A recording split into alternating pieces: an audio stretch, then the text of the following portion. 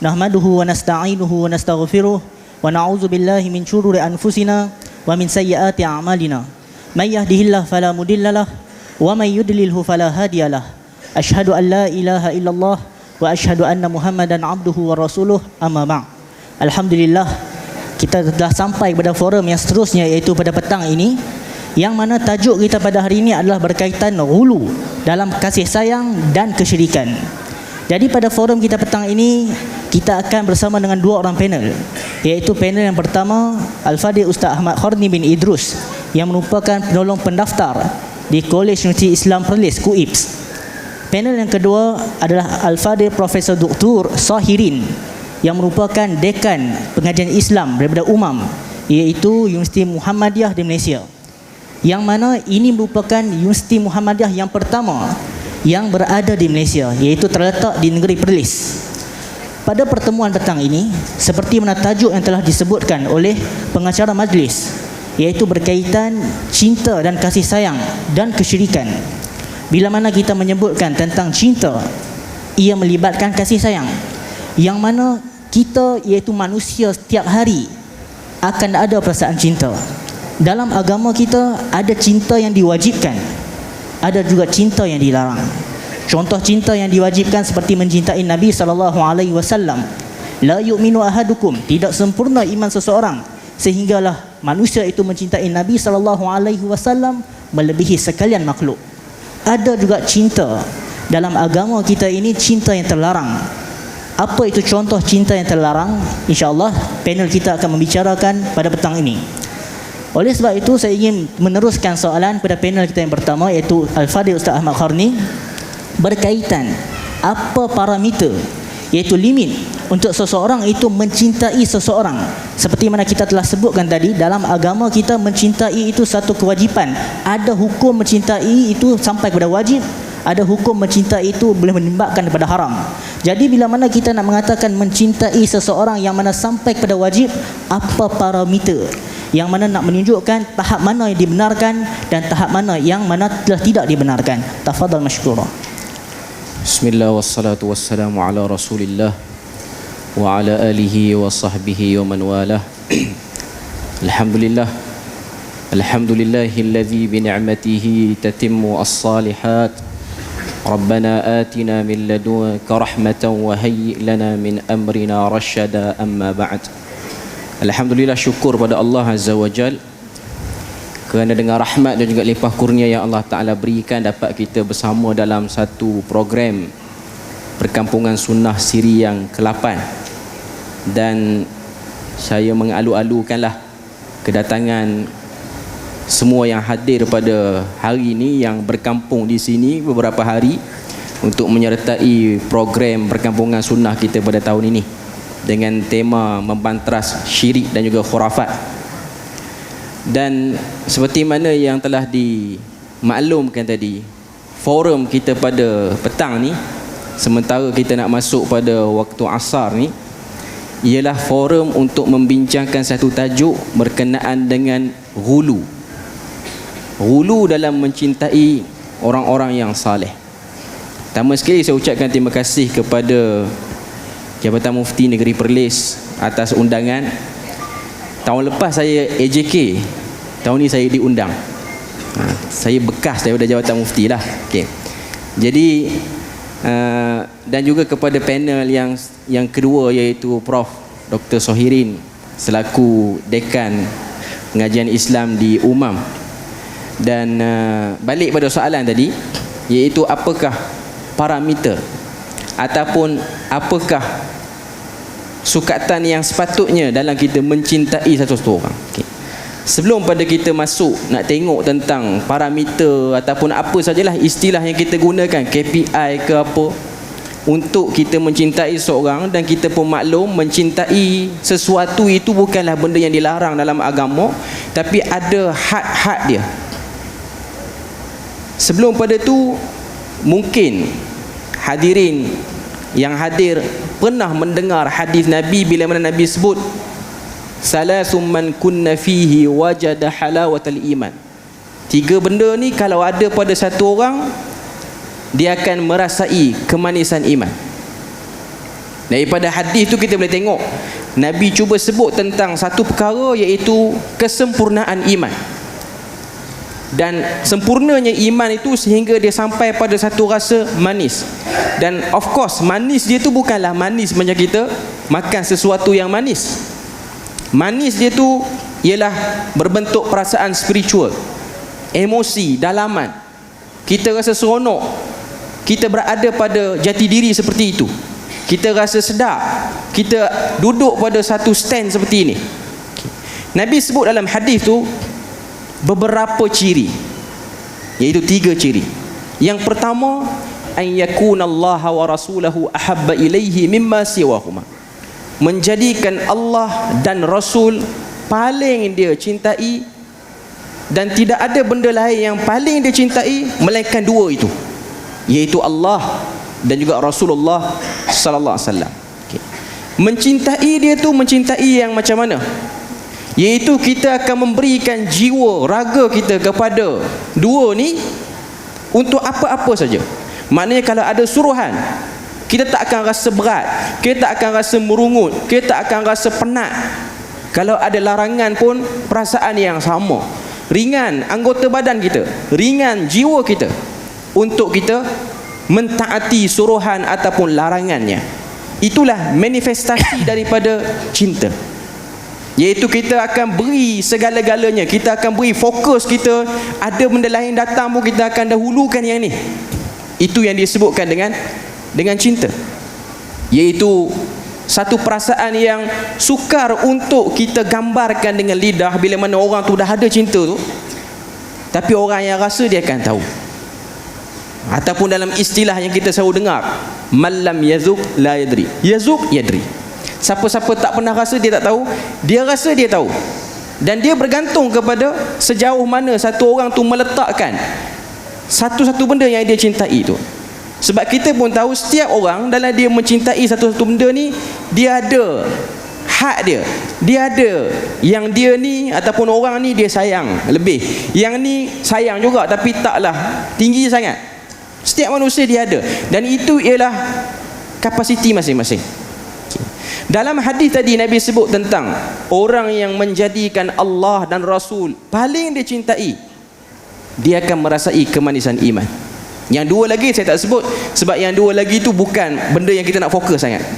Satu lagi, kalau kita tengok dalam hadis yang diriwayatkan juga oleh Al-Imam Muslim dan juga diriwayatkan juga oleh Al-Imam Al-Bukhari, tentang bermasalahnya iman satu orang yang tidak mencintai Ahlu Madinah. Itu ada satu bab dalam Sahih Bukhari ni, iaitu antara kesempurnaan cinta, kesempurnaan iman satu orang tu, dia cinta kepada penduduk Madinah. Dan kita nak kena describe lah penduduk Madinah tu siapa. Penduduk Madinah itu merujuk kepada orang-orang Ansar, iaitu para sahabat Nabi yang disebut dalam Al-Quran, minal muhajirin wal ansar alladhina ittaba'uuhum bi ihsanin radhiyallahu anhum wa radu'an as-sabiqun al-awwalun. Mereka ini orang-orang awal, merujuk kepada para sahabat yang menjadi pihak penolong. Maknanya kalau kita ada rasa ragu pada sahabat ni, cinta tu tak ada rasa sayang, tak ada rasa suka, seronok dengar cerita para sahabat, Nabi kata orang ni dia ada problem pada iman dia. Jadi apa yang nak kita bincang pada petang ni ialah hulu tu dia akan beri kesan, dia akan beri masalah kepada satu orang tu untuk dia berinteraksi dengan pihak yang dia cintai ataupun pihak yang dia benci, kedua-duanya sekali. Jadi ini benda yang memang sangat-sangat bersangkut paut kepada tema kita, iaitu syirik dan khurafat. Sebab dengan adanya hulu ni lah dia akan meranumkan, memasakkan lagi, menyemarakkan lagi untuk satu orang tu terlibat ke dalam kesyirikan ataupun terlibat dalam khurafat, sehingga mencederakan akidah dia, sehingga memberi masalah pada akidah dia. Dan bila mana dia seronok dengan benda yang dia cinta tu, kalau benda yang dia cinta tu betul tak apa, tapi kalau benda yang dia cinta tu benda yang bermasalah, maka ia sedang mendekatkan diri dia setapak demi setapak ke neraka. Kita taklah kata dia ahli neraka, cuma dia mendekatkan diri dia. Nah, kita kena tahu, kita buat program ni, tema tajuk ni ialah untuk menyedarkan ada di sana, bab-bab yang orang rasa tak ada apa-apa pun kalau terlibat dalam benda tu, tak ada apa-apa pun angkat orang ni, tak ada apa-apa pun kita lebihkan kumpulan ni, sebenarnya dia ada apa-apa walaupun kita rasa tak ada apa-apa. Jadi itu yang nak dibahas tu. Okey, balik kepada soalan tadi, iaitu berkenaan dengan parameter. Kalau kita tengok, bila mana kita mencintai makhluk, Tuhan tu memang wajib dah kita cintai. Dan semua orang-orang yang terlibat dengan benda tak betul pun memang dia meletakkan cinta pada Tuhan tu tinggi. Cuma ada benda-benda lain yang mengganggu cinta dia pada Tuhan kerana sangkaan-sangkaan dia, zan dia terhadap benda yang dia cintai. Kalau kita tengok para sahabat radhiyallahu anhum, Allah Ta'ala telah memenuhkan hati mereka ni. Nampak di mata dia tu Nabi ialah satu personality yang paling hebat, terutamanya orang Ansar. Sebab tu kita tengok waktu Nabi hijrah ke Madinah, sampai Nabi di Madinah ni, antara benda yang dibahaskan oleh para muarrikhun ataupun ahli sejarah ialah tentang situasi politik di Madinah pada waktu tu. Sebab dia orang pun tengah dalam usaha nak lantik pemimpin. Kan waktu Nabi hijrah daripada Mekah ke Madinah, di Madinah tu masih lagi ada isu, iaitu isu tentang nak lantik siapa jadi pemimpin. Dan pada waktu tu yang rasa mesti akan dapat position kepimpinan itu ialah ketua munafikin tu, Abdullah bin Ubay. Tiba-tiba dia punya pergerakan politik dia tu terganggu dengan sebab datangnya Nabi. Saya nak sebut tentang perasaan para sahabat ni. Dia tengok Nabi, dia terlupa pernah dok buat satu benda, satu rancangan untuk kita majukan Madinah dengan lantik satu orang. Okey, apa yang ada pada diri Nabi sehingga menyebabkan orang Madinah ni jatuh hati, tertarik untuk mengikuti Nabi, berbeza dengan orang Mekah. Kalau kita tengok pada diri Nabi pada waktu itu, Nabi datang ke Madinah, antara ucapan dasar yang disebutkan ialah Nabi sebut afshus salam bainakum. Nabi tak kempen, saya pegang Madinah ni, lepas pada ni kita akan buat menara berkembar 2. Dia tak kempen yang tu. Dia sebut afshus salam bainakum, sebarkan salam di kalangan kamu. Wa at'imit ta'am, beri makan kepada orang. Dan ada beberapa lagi ucapan yang Nabi sebut. Ujung tu Nabi sebut tadkhulul jannah, kamu akan dapat masuk syurga bisalam, dengan sejahtera. Itu antara ucapan dasar Nabi. Ucapan yang kita boleh tengok dia punya sudut pandang ialah sudut pandang akhirat. Sebab pada waktu tu ucapan ini menjadi tapak dasar kepada naiknya kecintaan para sahabat pada Nabi, iaitu mereka semua tu, orang-orang jahiliah tu yang sedang bergelumang dengan jahiliah ideologi, jahiliah akidah dia, sudah merasa stres dengan sembahan-sembahan yang dimomokkan ni, duk sembah berhala apa semua. Lepas tu ada setiap tahun kena pergi buat haji jahiliah, pergi minta. Lepas tu adalah undang-undang yang pelik-pelik, sebab Quraisy yang pegang Mekah pada waktu tu pun macam-macam undang-undang yang pelik-pelik. Tak boleh bawa baju pada luar, kalau tak ada baju kena bogey apa semua. Benda ni menyebabkan orang-orang yang berharap, dia rasa dahlah harapan aku tu tidak mendapat jawapan, datang pula undang-undang yang mengganggu pengharapan aku tu cepat. Akhirnya datang Nabi yang memudahkan benda tu, yang lebih realistik percakapannya, yang lebih membumi, yang lebih mengambil orang-orang bawahan yang suaranya tidak didengari. Jadi saya nak sebut kepada tuan-tuan dan puan-puan, antara penyakit orang boleh jadi hulu ni ialah kelunakan dalam menyampaikan perkataan, benda yang tak dapat dinafikan. Sebab tu kita tengok satu orang influencer ke, kita nak panggil apa, selebriti ke apa, antara sebab orang boleh hulu kepadanya, orang boleh melampau kepadanya, hulu tu maksud dia melampau, ialah ada benda-benda yang ada pada diri dia, kempen-kempen yang dia bawa tu berjaya menarik resah orang kebanyakan. Macam sekarang ni orang Islam sedang mencari siapakah pemimpin Islam yang akan mewakili suara orang Islam dan akan mengangkat orang Islam lebih daripada orang-orang agama lain. dalam erti kata yang mudah, orang Islam ketandusan, satu panutan ataupun satu hero di kalangan orang Islam sendiri, sehingga menyebabkan ada je orang pandai cakap sikit mesti akan datang, ada je orang yang petah sikit cakap walaupun tak apa cerdik sangat datang, ada orang yang dia boleh menghilangkan rasa resah walaupun sekejap pun tak apa.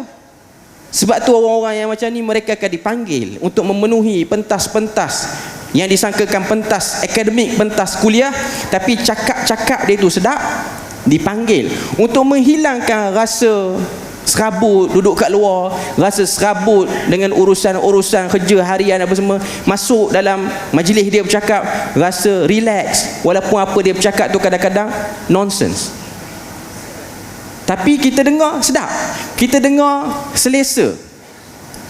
Walaupun ada orang cuba sebut apa yang dia sebut tu salah, apa yang dia sebut itu ialah satu benda yang tak betul, dibaluti dengan kelembutan.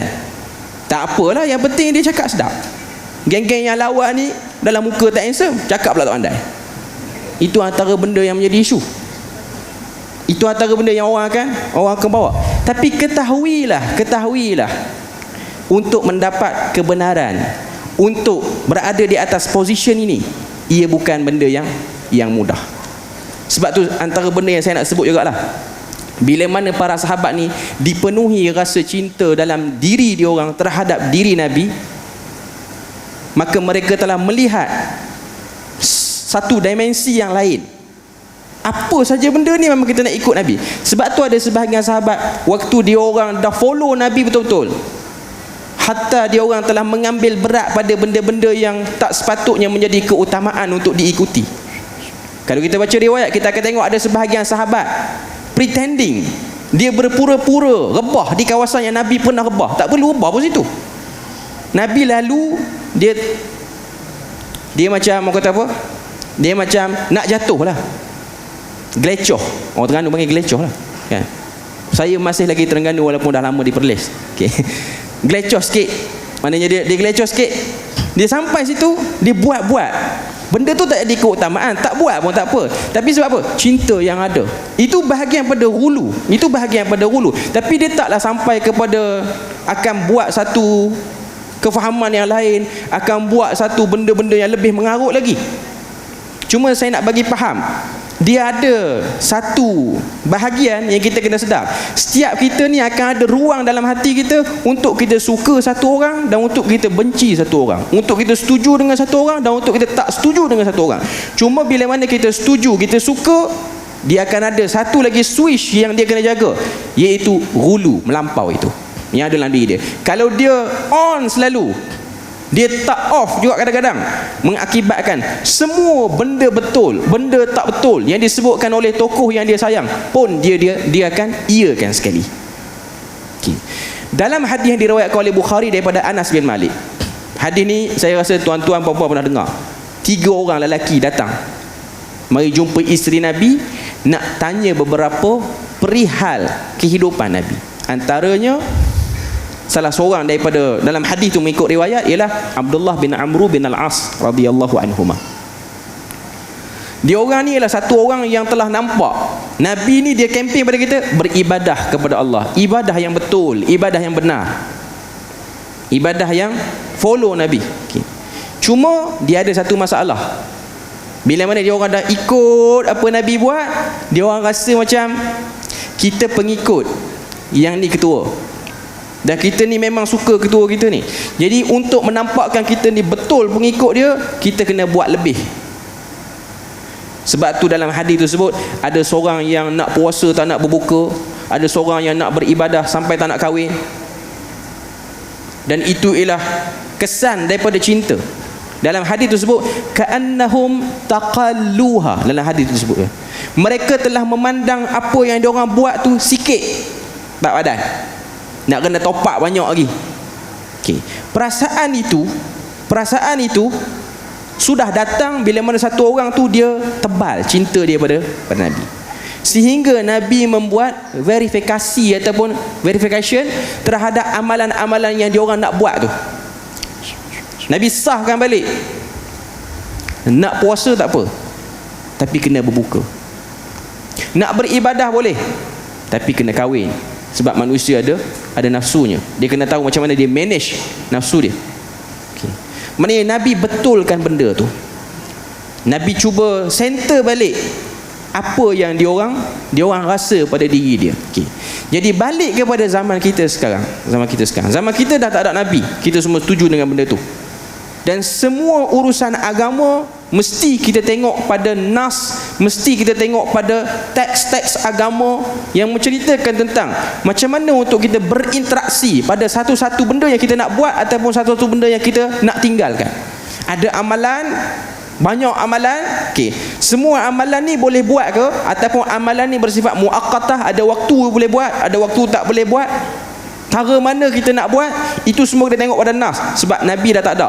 Cumanya di saat manusia penuh komitmen, orang kerja, ada setengah-setengah orang, bukan satu jawatan ada sampai 2-3 jawatan, tak sempat nak buat semua benda, mengurangkan masa dia untuk dia melihat, membelik dan tengok, oh sunnah Nabi yang ni, sunnah Nabi yang ni. Akhirnya apa jadi pada dia? Yang jadi pada dia ialah dia nak ambil cara cepat. Dia tengoklah mana-mana orang yang disangka sebagai rujukan agama dan dia tengok. Dia buka video zaman sekarang lah, dia buka YouTube ke apa-apa semua, dia tengok. Oh, dia sebut macam ni, dia bagi amalan-amalan macam ni, kita pun ambil, kita pun rasa betul. Dan kena elok kadang-kadang waktu kita cuba amal apa yang dia kempen tu jadi seperti mana yang kita harapkan. Apa benda yang kosong dalam jiwa kita dipenuhi, apa benda yang kita rasa galau tu hilang galaunya, menyebabkan kita akan rasa dia ni memang betul boleh bimbing orang, dia ni memang betul bagus. Itu bahaya. Sebab dia akan pergi kepada satu part lagi, iaitu kita akan mengiyakan semua perkataan dia walaupun kadang-kadang apa yang dia sebut tak betul. Jadi poin yang nak saya tegaskan untuk pusingan yang pertama ni, ghulu terjadi, melampau terjadi ialah kerana hidup kita ni dipenuhi dengan komitmen yang banyak, kita sibuk, kita tak sempat. Jadi kita hanya ambil pick mana-mana yang kita sempat. Macam-macam mana cara pun, tuan-tuan dan puan-puan kena sedar, untuk mendapatkan kebahagiaan yang benar, yang hakiki, untuk menjadi orang yang berada atas landasan agama yang betul, tak menjadi orang yang terlalu ghulu, melampau, ifrat, ataupun tak menjadi orang yang terlalu cuai sampai tak nak ambil tahu langsung, ia perlukan kepada satu gerak kerja, iaitu dia kena penat sikit, dia kena telaah, dia kena belajar. Belajar ni benda penat lah. Sebab tu kalau tuan-tuan pergi kuliah-kuliah yang high level sikit, balik penat. Kerja tadi penat dah, balik dengar yang ni pula lagi penat. Dan waktu dah kena macam tu, pasti akan datang rasa lemau, malas. Ini semua perjalanan yang perlu kita bersedia padanya untuk kita mendapat satu cara beragama yang benar. Jadi saya nak sebutnya ialah ghulu ialah satu benda yang telah disebut oleh Nabi dalam hadis. Nabi kata, iyyakum wal ghulu fid din. Hati-hati kamu dengan melampau dalam agama. Sebab rosaknya umat terdahulu kerana mereka melampau dalam agama. Apa bentuk melampau dia? Dia cinta sehingga dia tak boleh tahan, dia buat benda-benda yang tak sepatutnya dia buat. Macam yang berlaku kepada ahli kitab. Bila mana dia suka pada Nabi Isa, akhirnya kecintaan dia tu kecintaan yang tidak terbimbing dengan wahyu, kecintaan yang tidak terbimbing dengan ilmu yang betul. Dia nak tidur pun dia teringat orang ni, dia nak tidur pun dia teringat apa yang dia minat, orang yang dia minat. Dan akhirnya dia berhalusinasi, dan akhirnya dia cuba manifestasikan cinta dia tu dengan dia buat ukiran. Inilah Nabi Isa yang telah datang, inilah Nabi sekian yang telah datang. Saya nak cerita tentang umat dulu. Ghulu itu dia keluar kerana dia tidak terbimbing dengan baik. Sebab tu datang wahyu, datang Nabi, dia balance benda ni supaya kita tidak menjadi mangsa kepada ideologi, kepetahan ataupun kelunakan satu orang sehingga kita terkena ataupun terlajak dalam menguruskan rasa cinta kita kepada satu-satu orang, terutamanya yang selepas daripada Nabi sallallahu alaihi wasallam. Jadi itulah kot untuk pusingan yang kali pertama.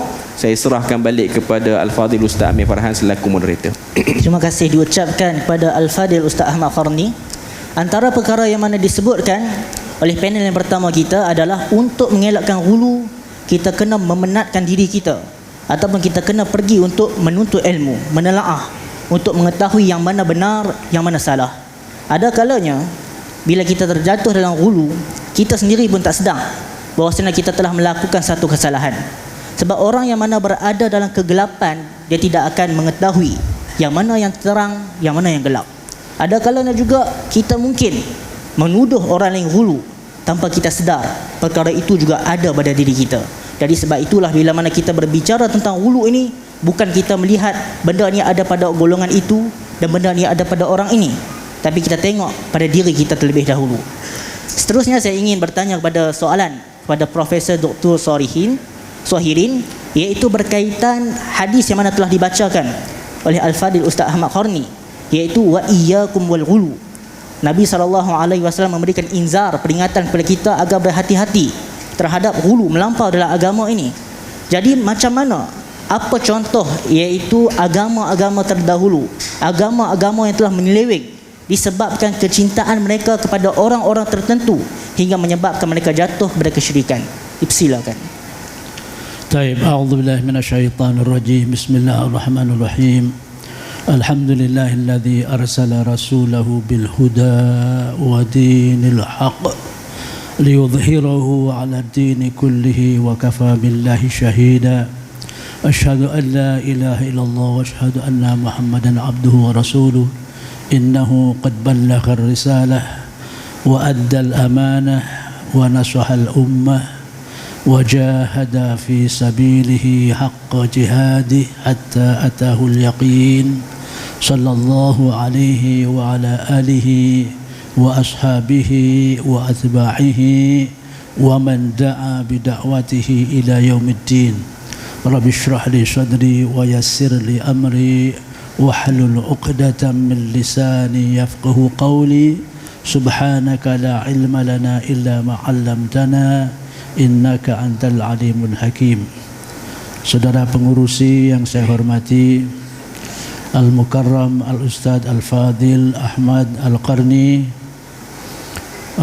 para hadirin wal hadirat, puan-puan dan tuan-tuan, paci-paci dan maci-maci. Betul lah kalau saya panggil paci-paci, maci-maci ya? Betul ya, alhamdulillah. Para pemuda dan para pemudi, wahayikum tahiyatul Islam. Assalamualaikum warahmatullahi wabarakatuh. Waalaikumsalam warahmatullahi wabarakatuh. Sebenarnya saya ini sekarang jadi penat. Mengapa penat? Benda yang akan sampaikan sudah disampaikan semua oleh Ustaz Ahmad Al-Qarni.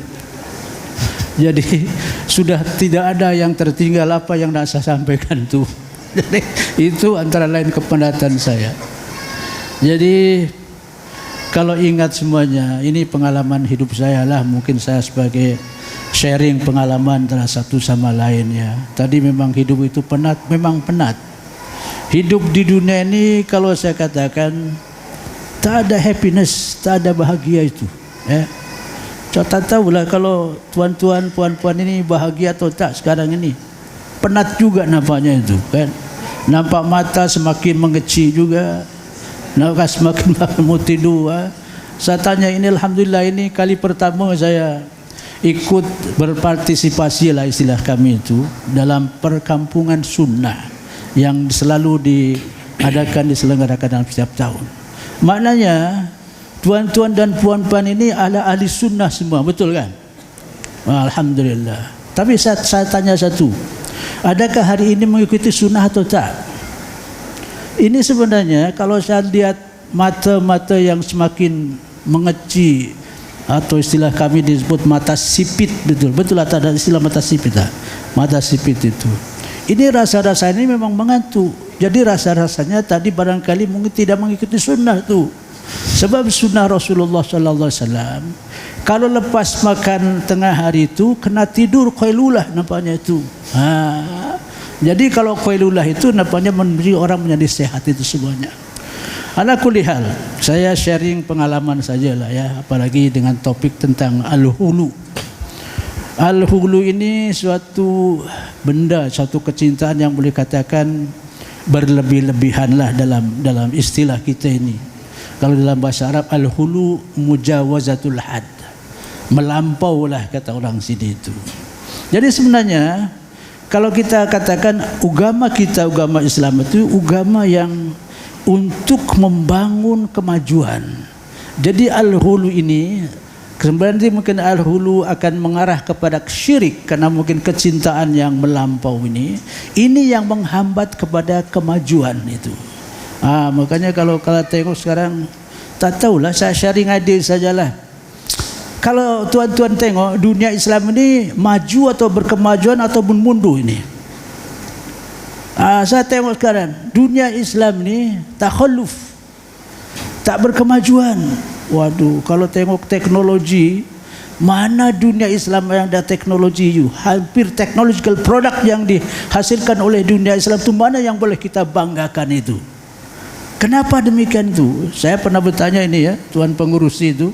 Ada student saya daripada Saudi Arabia ini, saya tanya, wallahi ya akhil karim, kata dia, kita bangsa Saudi, lahir di Saudi, semua teknologi yang kita guna pakai, baju sejak kita lahir sampai meninggal dunia itu buatan orang kafir semuanya itu.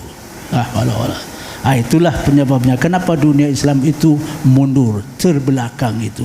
Mungkin kuncinya itu ada pemahaman kepada dinul Islam yang tidak bersesuaian. Mahabbatullah dalam konteks yang tidak benar itu. Makanya kalau saya katakannya, kalau kita cinta kepada Allah, itu cinta kepada ajaran Dia yang akan membangun kepada peradaban yang semakin maju. Itu demikian adanya. Agama itu mesti rasional, pakai akal. Ini orang-orang yang hulu, yang melampaui batas, melampaui sempadan, melampaui akal. Ini akal dia tidak berfungsi itu sendiri. Jangan seperti orang Nasrani ataupun Masehi ataupun Kristen itu. Ini kalau saya sharing tentang theological concept ya, orang pakai teologi. Teologi namanya tauhid lah kalau begitu. Itu tauhid dalam Islam itu rasional, bukan tak rasional. Tauhid itu kalau kita tengok Allah siapa namanya, Allah itu tidak boleh kita tajsim, tidak boleh kita dibayangkan, dikhayalkan macam itu. Saya pernah ada pengalaman ya, ada student saya ini the new Muslim convert, orang pada masuk Islam tapi dia dari negro ya. Kata dia, "Sir, God must be black," kata dia itu. God must be black. Said, "Why? You don't understand. The coffee is black. Man must be like coffee," katanya, "black and strong," kata dia itu. Jadi katanya Allah itu kuat, Allah perkasa, mesti Allah itu hitam, kata dia. Saya bertanya pada dia, dalam Islam teologi tak boleh begitu, karena masuk akal sesuatu yang dibayang-bayangkan dengan akal disesuaikan dengan khalqullah itu bukan Tuhan, bukan Allah yang hakiki. Ini kembali kepada konsep tauhid ya, sebelum saya masuk dengan konsep hulu. Tauhid dalam kita ini ada hubungan kait. Satu Allah, satu Muhammad sallallahu alaihi wasallam. Tapi Allah dengan Muhammad itu berlainan. Allah itu sebagai pencipta dan Muhammad itu sebagai khalqullah, makhluk Allah, Abdullah dan Rasulullah, itu sahaja. Tapi dalam Kristen kalau kita tengok, makanya orang sekarang ini tengoklah di YouTube macam-macam kan. Banyak orang the new Muslim convert dari Christian background dia masuk Islam. Kenapa? Karena konsep tauhid dia tak masuk akal. Tak boleh akal, tak boleh terima. Macam mana itu? Christianity they claim the concept of Trinity. Ada 3 orang, ada 3 Tuhan. Ini kalau saya tanya, itu kalau orang Kristen selalu mengatakan religions of Christian is known as monotheism. Monotheism maknanya tauhid. Tapi dalam praktek dia, dengan practical life, bukan monotheism tapi polytheism, karena dia percaya dengan Tuhan 3. Ada Tuhan Bapa, Tuhan Anak dan Tuhan Ruhul Kudus. Saya kata, how come you claim that your religion is monotheism? You worship 3 God.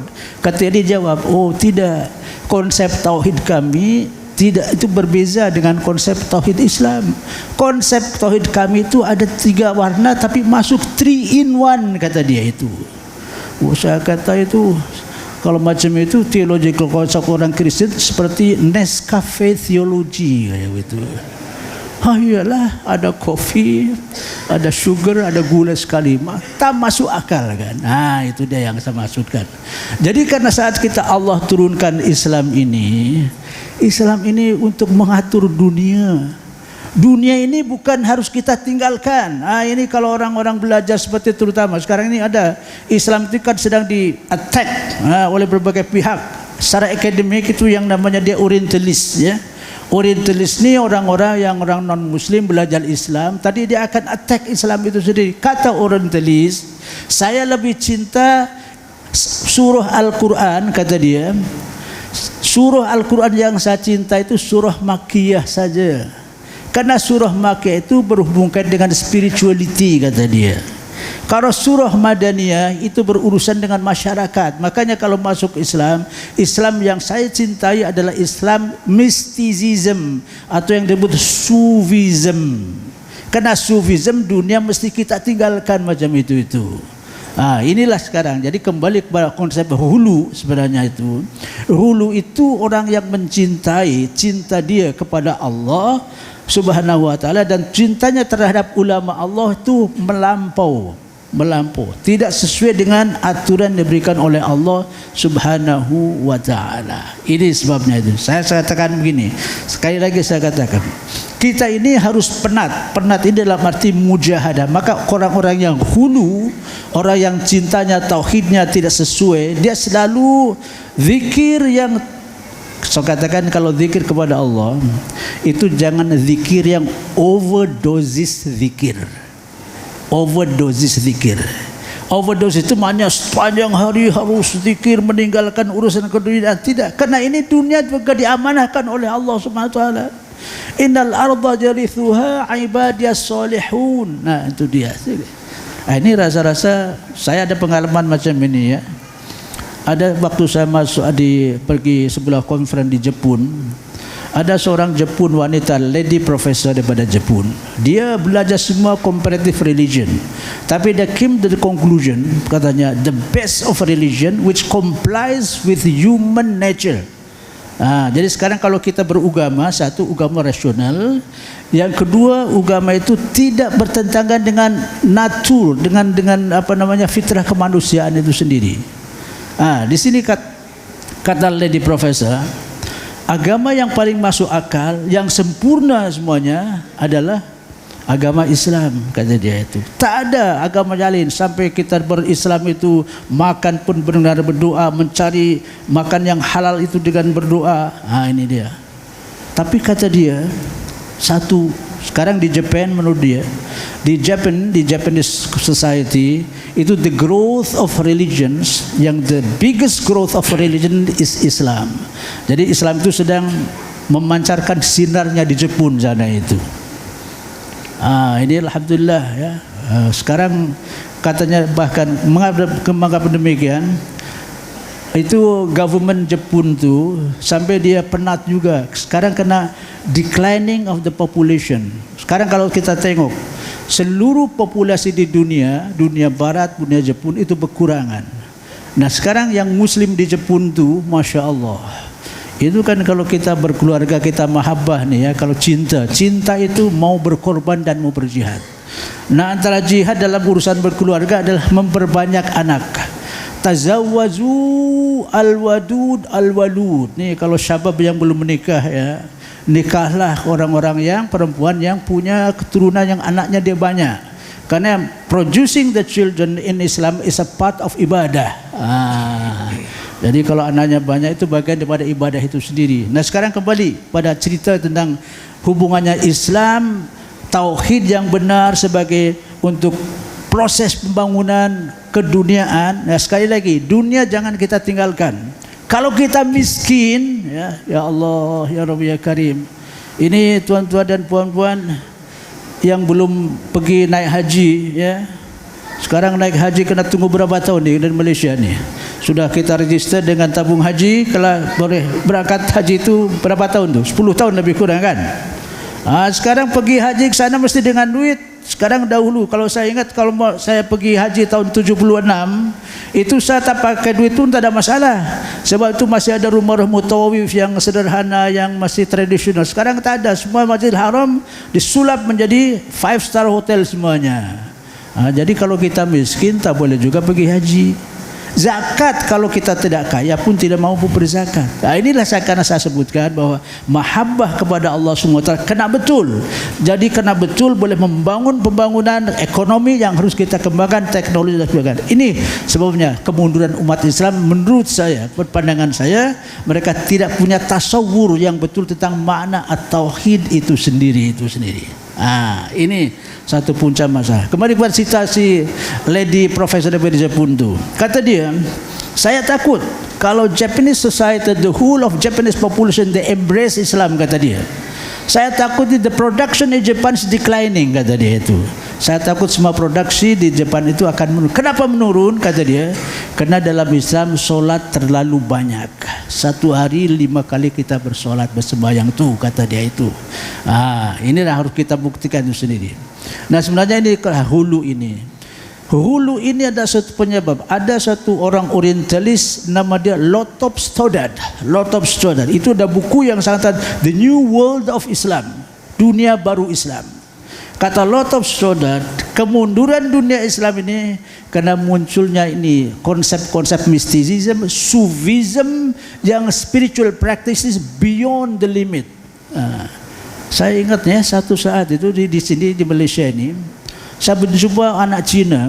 Anak Cina tahu sendiri kan, Cina ini sebenarnya mengikut sunnah tuh. Wah, setuju enggak Cina ikut sunnah itu? Sunnah apa sebenarnya? Ini ada sunnah yang kita tinggalkan di umat Islam tuh. Sunnah pada Rasulullah ditinggalkan umat Islam, diikuti oleh Cina itu. Sunnahnya itu. Apa sunnah dia itu? Sunnah tijariyah. Sunnah tijariyah itu berniaga maksudnya. Di sini kalau orang Islam itu kurang berniaga, maknanya tidak berbahaya. Rasulullah SAW dia seorang peniaga dulu itu. Nah apa ceritanya nih dengan anak muda yang berniaga itu? Anak muda itu berniaga, mungkin tak tahu sama ada di Perlis itu ada tak suatu kedai dahulu kalau di KL itu adanya Home Deco namanya itu. Home Deco, boleh paham Home Deco? Pernah lihat tak di sini? Tak ada. Home Deco dia jual macam benda-benda keperluan dapur, keperluan rumah semua itu. Semuanya orang datang. Beribu dia datang, termasuk almarhum istri saya tu. Saya kata dengan anak muda Cina itu, saya kata you are the troublemaker. Kenapa troublemaker? Saya ini jual ni, saya ikut sunnah Rasulullah, kata dia itu. Sunnah Rasulullah? Apa pula sunnah Rasulullah? Kau ini siapa? Cina ke? You Muslim bah? Saya tidak Muslim, kata dia, tapi saya ikut sunnah Rasulullah, kata dia itu. Katanya apa sunnah Rasulullah? Saya berniaga tak ambil untung sikit saja. Saya pernah belajar Islam di UKM. Dia waktu belajar business management di UKM, dia ada Islamic subject. Waktu belajar Islamic subject, dia betul-betul dia tertegun pemikiran dia saat mendengar bahawa Rasulullah seorang peniaga. Kata pengalaman dia, waktu saya beragama, saya pernah jadi Hindu, berdah Kristen. Bagi saya tak ada masuk akal. Dalam Hinduism, kalau orang ingin kaya raya, orang ingin masuk surganya orang Hindu, katanya masuklah, pergilah ke hutan, menyepi diri, mengisolasi diri itu kan. Tapi dalam Islam tidak. Dalam Islam itu rasional. Boleh berniaga pun boleh, kita bersaudara boleh, sepanjang melakukan ini. Dan dia kata sama istri dia, saya ikut ajaran Islam. Saya tanya, are you Muslim? I'm not Muslim but I follow Islam. Apa macamnya? Saya tidak minum arak, saya tidak merokok, dia tidak merokok macam-macam. Kata dialah macam itu. Jadi kesimpulan yang saya katakan, tuan-tuan dan puan-puan, jangan terperangkap dalam hulu. Nah biasanya yang hulu ini saya sebutkan, saya bukan anti sufi ya, jangan salah faham. Saya bukan anti sufi, tapi sufi dalam pengertian sufi yang benar. Makanya itu sebenarnya pada suatu praktek-praktek hulu yang memang berlebihan, mencintai ulama wassolih yang berlebihan, mencintai kepada Syekh Abdul Qadir Jailani yang berlebihan seperti itu yang menyebabkan kemunduran pada itu sendiri. Biasanya itu berkait dengan ayat dalam Al-Quran Al-Wasilah itu. Tuan-tuan dan puan-puan, di dalam Al-Quran itu kata Al-Wasilah disebut 2 tempat saja. Dalam surah Al-Maidah, ya ayyuhalladzina amanu taqullah wabtaghu ilaihil wasilah wajahidu fi sabilihi la'allakum tuflihun. Itu wasilah. Ini dikatakan wasilah itu. Oh, kalau akan masuk surga lebih cepat, ini yang mesti kita taqarrub kepada ulama. Wasilah demi keyakinan itu yang menyebabkan, itulah hulu yang akan mengarah kepada kesyirikan itu sendiri. Mungkin tuan-tuan bertanya, bolehkah kita berziarah dengan makam yang disebut aulia? Ziarah kepada makabir itu boleh. Tapi punya keyakinan bahwa taqarrub kepada Allah melalui wasilah itu sangat tidak benar. Jadi taqarrub kepada Allah SWT, wasilah itu adalah sebagai suatu alat di mana kita menghambakan diri kepada Allah. Tapi hubungan kepada Allah SWT tidak ada melalui hierarki yang begini. Itulah suatu konsep-konsep hulu bagi saya. Hulu yang sedemikian itu akan menyesatkan itu. Tapi kadang-kadang, ya, inilah saya sharing idea saya. Kalau setakat zikir, azkar dan sebagainya itu mengikut condition lah. Kalau dia anak muda, masih muda dalam umur 20 tahun, dia mungkin sibuk. Azkar yang secukupnya sajalah, sambil solat, kemudian azkar dengan subhanallah, alhamdulillah, macam-macam. Tapi kalau dia harus meninggalkan, mungkin faham ya, mungkin pernah dekat tak? Saya pun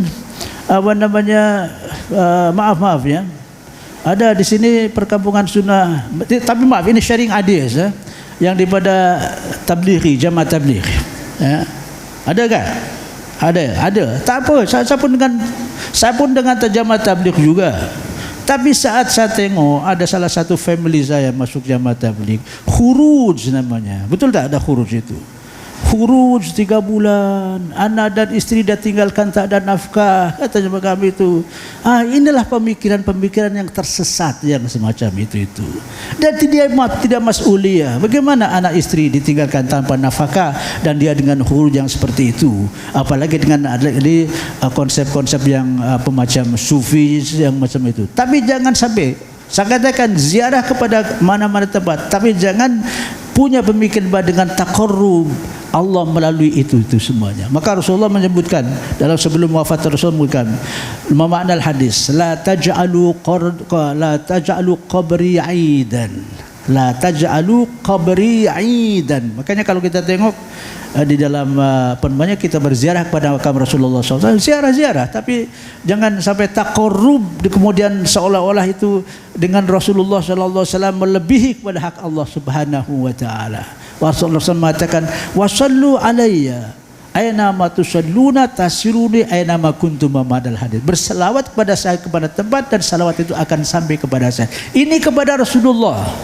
Nah, sekarang kepada para ulama ussalihin. Kita hormati ulama salihin. Boleh berziarah, boleh, tetapi jangan punya i'tiqad, punya keyakinan bahawa dengan ziarah ke sana minta mohon kepada Allah sebagai wasilah dia untuk mendapatkan syafaat dari Allah melalui orang makabir awliya itu sendiri. Ini yang saya sebutkan. Jadi sekali lagi bahwa konsep hulu sangat bercanggah dengan pengertian Islam, karena Islam sekali lagi Islam itu rasional. Jangan sampai mengikuti Islam tanpa ilmu. Rasional maknanya adalah dalam Islam yang tak rasional. Dalam agama-agama malam itu yang namanya metaphysical world. Urusan akhirah itu tidak rasional. Artinya memang itu kepada hak-hak yang umurul ghaibiyah. Maka dalam Islam itu sabda dzalikal kitabu la raiba fihi hudal muttaqin alladzina yu'minuna bil ghaib. Ya, kita bersepada ghaib. Tapi kalau kita berziarah kepada makam-makam aulia yang sedemikian rupa, kemudian mengatakan bahwa saya mencari wasilah dengan itu, itulah yang akan menghambat pemikiran Islam, jadi kemunduran itu sendiri. Maka saya katakan sekarang ya, kita mundur. Saya katakan tak tahu ya. Berfikir kita sajalah. Saya kadang-kadang tengok, merenung dalam, jangankan sampai tingkat teknologi ya, sampai buka pesawat terbang lah atau macam-macam ini. Kadang-kadang kenapa kita ini dunia kita ini, dunia Islam lah, yang lain itu, orang-orang kita kadang-kadang, coba tengok, jangankan teknologi, makanan saja, makanan. Kenapa kadang-kadang jadi kita berbangga dengan makanan-makanan yang dibuat oleh orang-orang non-Muslim? Kenapa kita tak mampu buat, tak mampu bikin tu? Tengoklah, saya tengok anak-anak muda kita ini, kalau saya pergi ke mall tu, ya Allah, nampak merasa hati itu apa ya, istilah prihatin betul lah. Tahu prihatin berapa? Nama prihatin betul. Apa namanya, adik-adik ataupun perempuan dengan berhijab rapi, beratur panjang sekali dan merasa bangga. Yang dibeli apa? Itu NTN aja, itu makan NTN tuh beratur begitu. Itu NTN itu hasil produk daripada bukan Islam. Tapi kenapa orang itu gemar? Nah, kenapa kita itu tak mampu menciptakan itu sendiri? Mungkin dahulu saya ingat tahun 76 saat tinggal di Makkah, tak ada itu makan macam KFC, McDonald macam itu. Semuanya sekarang sudah jadi macam itu. Dan itu bukan mereka itu maju, boleh mendapatkan keuntungan yang begitu banyak. Kenapa persalahannya kita itu mundur itu?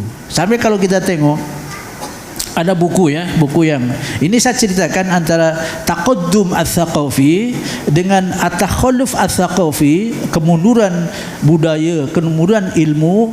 Sedangkan Al-Quran itu penuh dengan perintah mencari ilmu. Jepun itu tak ada, dia boleh maju, tak ada perintah agama dia, tak ada itu. Sedangkan Islam yang menyuruh pertamakan surah dalam Al-Quran itu mencari ilmu. Iqra bismi rabbikal ladzi khalaq, carilah ilmu yang sebagainya. Tapi kenapa kita itu masih mundur dengan yang lain? Ada syekh daripada Syria yang sangat terkenal dalam bukunya. Ini saya kongsi ya dengan Tuan Moderasi, dengan Ustaz Ahmad Farhan. Ada syekh Syria menulis, namanya dia Syekh Shakib Arslan. Syekh Shakib Arslan, dan kalau buku dia tulis, limadza ta'akhkharal muslimun wa taqaddama ghairuhum. Kenapa umat Islam itu mundur, yang lain itu maju, wa taqaddama ghairuhum itu sendiri. Inilah satu pertanyaan, saya kira puncak daripada itu sebenarnya pemahaman kita tauhid masih belum begitu benar. Maknanya kalau kita tauhid, qulu la ilaha illallah. Ini saya katakan lagi, konsep la ilaha illallah. Boleh kita berzikir, memang afdhalul zikri wa alam annahu la ilaha illallah.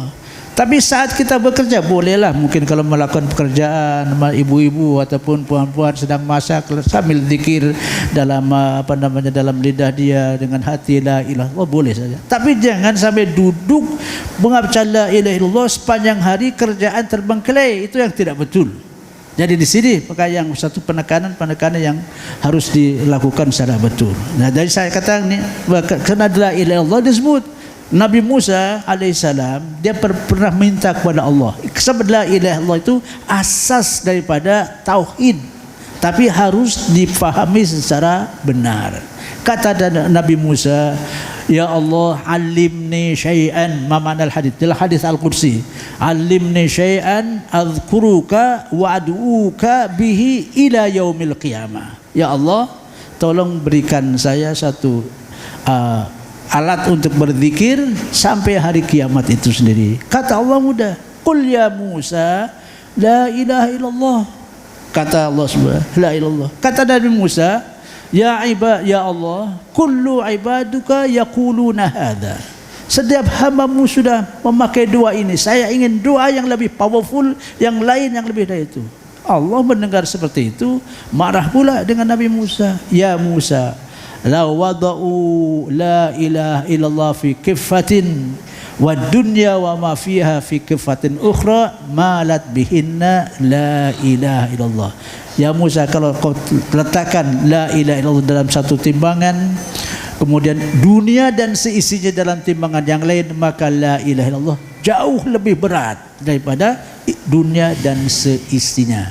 Nah, disinilah kunci rahasia la ilaha illallah, sumber kemajuan, harus diingat. Makanya saya katakan nih ya, kalau kita research, makanya kalau dalam golden age of Islam, asrul izdihar, kenapa ulama-ulama dahulu itu begitu maju, ada penemuan-penemuan ilmiah yang kunci satu dia berdoa. Saya kadang-kadang bertanya, makanya pada tuan-tuan, puan-puan kalau mencari rezeki ya, ingat kepada Allah. Saya kadang tanya, kalau Allah kepada orang kafir ada bersifat rahmah, kita yang muslim harus berdoa kepada Allah. Ya Allah, kami lebih berhak untuk diberikan rahmat-Mu ya Allah daripada si orang-orang yang non-muslim yang tidak berdoa, Engkau pun berikan rahmat kepada mereka. Kalau kita tengok sekarang dalam kemajuan duniawi ya, dalam kacamata kita, rahmat Allah diberikan kepada non-muslim nampak lebih banyak. Mungkin di sini kita saat mencari rezeki itu tidak berdasarkan tauhid yang benar. terlalu hulu, terlalu berlebihan melakukan zikir dan meninggalkan kerja-kerja yang seperti ini. Makanya subhanallah, bagi saya katakan la ilaha illallah sumber kemajuan.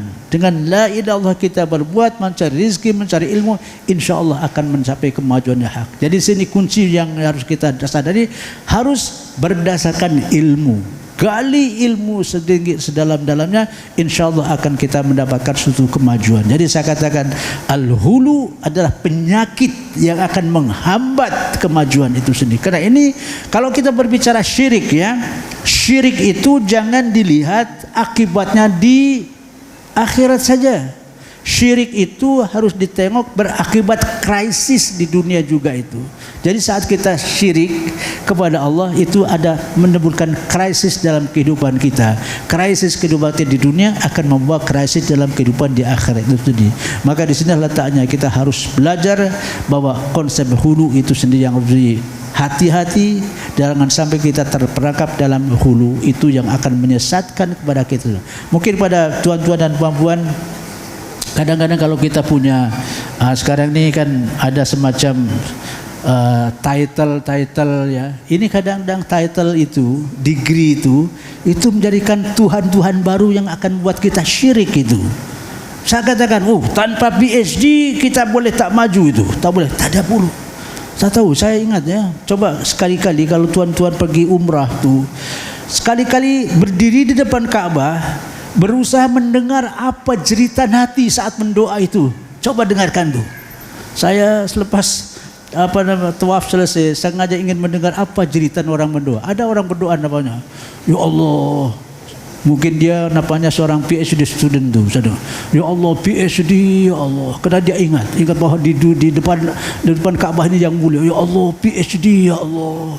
Ini kunci kehidupan kami, ya Allah. Tanpa PhD tak akan dapat, ya Allah.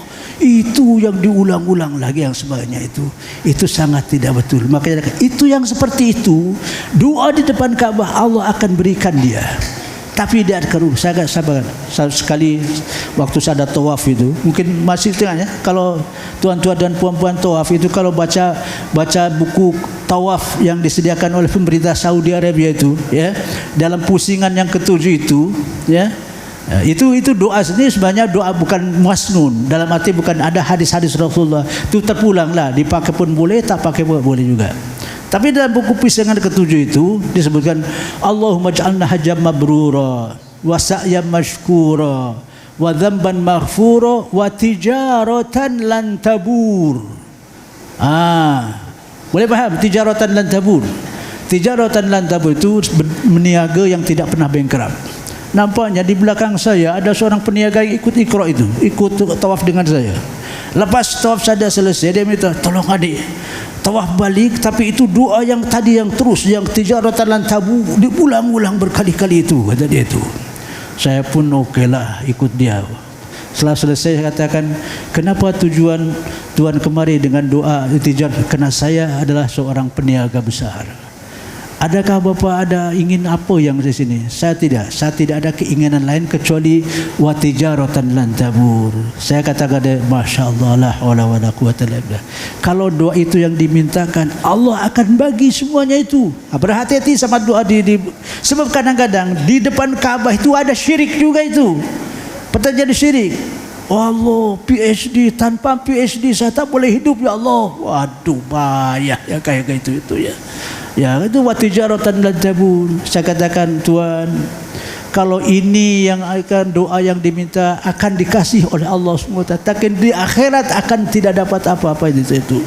Akan fabin nasi may yaqulu rabbana atina fid dunya wa ma lahu fil akhirati min khalaq. Di sinilah saya katakan. Jadi kunci kita harus berhati-hati ya, tuan-tuan puan-puan, selalu berhati-hati dalam kita beragama. Selalu kita kalau tak tahu jangan diam diri. Is'alu ahla dzikri in kuntum la ta'lamun. Itu saja tuan pengurusi barangkali. Okey, terima kasih banyak. Mudah-mudahan mata masih boleh terbuka sedikit barangkali, insyaallah. Walafumikum, wassalamualaikum warahmatullahi wabarakatuh. Jazakallah khairan diucapkan. Saya saja lepas bagi Prof cakap panjang sikit sebab ini adalah first time, kali pertama beliau bercakap di Masjid Alwi ni. Sebab tu saya saja tak potong, nak biar bagi pengalaman pertama, biar cakap lama terus hampir sejam. InsyaAllah setelah ini mungkin Prof sudi untuk datang lagi ke masjid kita untuk berbicara topik yang seterusnya. Seterusnya saya ingin memberikan masa 5 minit kepada Al-Fadhil Ustaz Ahmad Qarni untuk membuat kesimpulan terhadap tajuk yang mana kita bicarakan pada pertemuan kali ini. Bismillah wassalatu wassalamu ala Rasulillah wa ala alihi wa sahbihi wa man walah. Alhamdulillah, syukur pada Allah Azza wa Jal.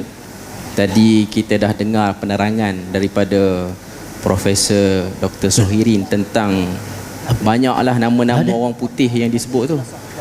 Saya tak berhenti nak sebut nama orang putih. Saya cuma berpartisipasi dengan beliau dalam pemakaian sahaja.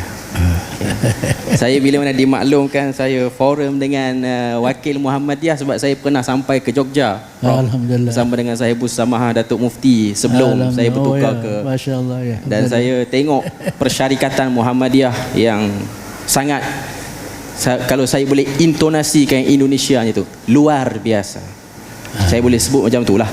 Okay. Memang kita di Perlis ada hubungan yang baik dengan Muhammadiyah. Dan tuan-tuan, saya perkenalkanlah sikit, Prof ialah wakil daripada UMAM, Universiti Muhammadiyah di Perlis ni. Kalau nanti ada masa panjang boleh duduk di Perlis lepas pengawasan, tuan-tuan boleh tengok Universiti Muhammadiyah di Padang Besar Perlis. Padang Besar sebab saya dah lama duduk sini. Okay. Okay. Padang Besar Perlis ni, walaupun dia kecil, dia ada padang yang besar. Pahang walaupun dia besar, dia ada pekan saja. Okey. Okey, balik, jangan marah orang Pahang, saya pun banyak berprogram di Pahang. Okey. Cuma saya nak sebutnya ialah kesimpulan akhirnya, boleh. Saya nak petik sikit penutup daripada surah Al-Ankabut. Allah Taala sebut walladzina jahadu fina lanahdiyannahum subulana wa innallaha lama'al muhsinin. Allah Taala sebut pada penutup surah Al-Ankabut, orang yang bermujahadah pada jalan ini, kami akan tunjukkan jalan padanya, dan Allah Ta'ala itu bersama dengan orang-orang yang ingin membaiki dirinya. Maknanya saya nak sebut daripada ayat tu, secara umumnya para ulama menyebutkan dalam banyak tafsir tentang bagaimana satu orang yang nak keluarkan hulu daripada dirinya, penjajahan, dia satu penjajahan isti'marul aqli, penjajahan akal pada satu orang manusia ni ialah datangnya sifat hulu itu, iaitu dia tak boleh keluar, dia nak kena ikut pandangan kawan ni seorang saja, dia tak nak keluar daripada pandangan itu. Ini ialah bentuk penjajahan moden yang berlaku pada zaman sekarang. Sebab tu isu hulu sangat berkait rapat dengan tema kita, dan memang suburnya ajaran-ajaran yang tak betul landasannya daripada syariat, ianya ialah datang daripada hulu, kemudian dia pergi kepada ta'assub, dan akhirnya menjerumuskan orang tu kepada kesyirikan ataupun terlibatnya dia dengan benda-benda khurafat. Sebab tu saya nak promote sikit lah. Ada satu buku yang ditulis oleh Profesor Dr. Basri Ibrahim ni, salah seorang daripada AJK Fatwa Perlis dan juga salah seorang daripada pensyarah di KUIP, iaitu satu buku yang bertajuk Hulu Melampau Tidak Ada Tempat Dalam Islam. Buku ni adalah buku yang saya rasa mudah untuk didapati dekat bus-bus dalam kampung Sunan ni, ada kedai-kedai buku, tuan-tuan boleh tengok buku ni. Okay. Dia gariskan beberapa jenis hulu yang berlaku dalam masyarakat.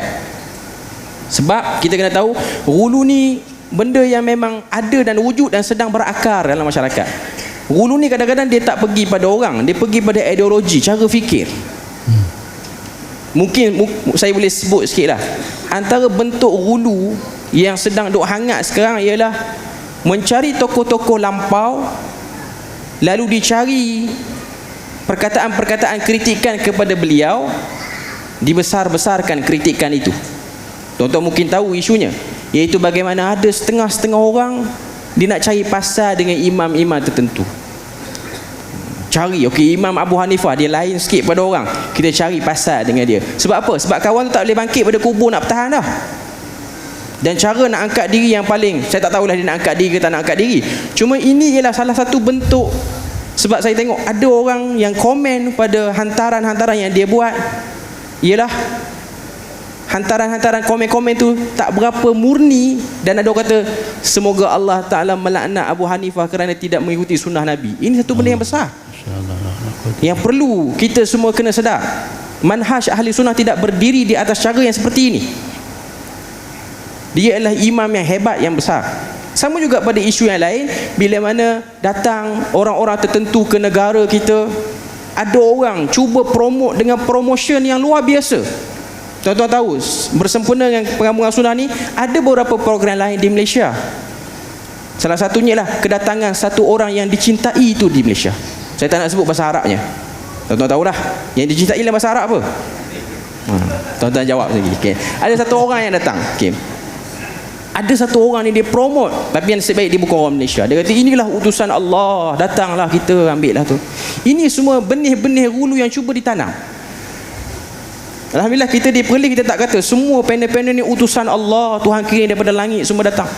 Kita tak sebut benda tu. Taklah kita kata benda tu kata apa, salah satu bentuk yang hulu yang melampau, tapi dia benih-benih awal.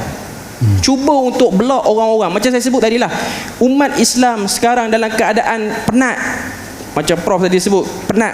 Okay. Memang hakikatnya umat Islam penat kerana komitmen hidup yang banyak dan ketandusan tokoh yang kita boleh angkat. Dulu saya ingat di Jordan waktu saya belajar, gambar-gambar Saddam Hussein ni masih lagi ditampal setengah-setengah orang Jordan. Rasa itulah hero yang hebat bagi orang Islam zaman tu. Padahal itu bukan di negara dia. Tapi kerana apa? Kerana dia agak lantang. Dia tak cakap agama, tapi bila mana ada isu berkaitan orang Islam, dia agak lantang sikit. Walaupun kadang-kadang dia masuk Dewan Liga Arab, Isak Cerut apa semua, nampak something. Tak ada tokoh lain, melainkan tokoh ni je yang berani. Angkatlah Isak Cerut pun tak apa. Sebab ini je lah yang paling berani pada waktu itu. Ketandusan tokoh. Jadi memproduksi tokoh, memproduksi orang-orang yang berilmu, berpengetahuan ialah benda yang kita cuba buat. Salah satunya lah daripada perkampungan sunnah ni lah. Kita tak nak pengunjung datang seperti mana mengunjungi majlis-majlis yang lain, datang lepas tu balik habis. Tuan-tuan kena buat homework. Sebab tu saya suruh beli buku ni, tebal buku ni, tuan-tuan kena balik baca habis. Ini baru satu tajuk ni, ada banyak lagi tajuk. Kalau semua pakat promote buku, tuan-tuan balik dengan bonek kereta yang berat lah kot, sebab kena beli buku semua. Okay, tapi kita tak buat exam lah. Buat exam tahun depan orang tak mari pula. Okay. Cuma nak katanya ini ialah salah satu bentuk. Macam-macam mana pun, hatta di peringkat asatizah sendiri, di peringkat tuan-tuan, kita sedang belajar untuk menambahkan pengetahuan. Dengan menambahnya pengetahuan, menebalkan benteng untuk menjadi orang yang melampau, ataupun menebalkan benteng untuk terkena penyakit hulu itu sendiri. Jadi itulah kot sedikit sebanyak perkongsian akhir yang saya boleh sebut kepada semua para hadirin dan hadirat yang datang. Saya tak nak cakap banyak, saya takut nanti kena tenggalung pula ke atas. Okay, tadi dah ada amaran satu, nanti jatuh pula yang lain. Okay, setakat itu saja. Subhanakallahumma wa bihamdik, asyhadu an la ilaha illa anta wa astaghfiruka wa atubu ilaik. Wassalamualaikum warahmatullahi wabarakatuh. Waalaikumsalam. Alhamdulillah, kita telah berakhir segmen kita pada kali ini. Pihak Urustia benarkan untuk dibuka satu soalan. Saya tak nak buka dua soalan. Kalau saya buka dua soalan, dua slot kita perlu, sebab panel-panel kita jawab terlalu panjang. Jadi saya buka hanya satu soalan saja. Jika ada yang nak bertanya, boleh angkat tangan dan kemukakan soalan. Hanya satu soalan saya buka untuk kali ini. Ya.